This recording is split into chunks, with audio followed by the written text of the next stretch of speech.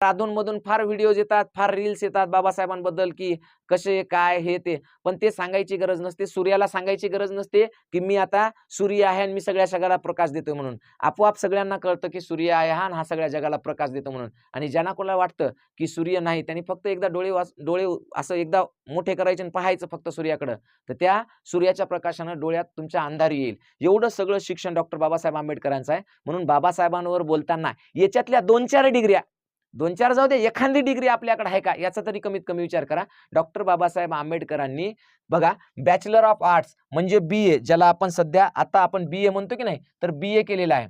Master of arts म्हणजे MA सुद्धा केलेला आहे. आता पहा, मास्टर ऑफ सायन्स म्हणजे MSc सुद्धा झालंय. बॅचलर ऑफ लॉ म्हणजे LLB केलंय. डॉक्टर ऑफ फिलॉसॉफी म्हणजे फिलॉसॉफीमध्ये त्यांनी PhD केलेली आहे.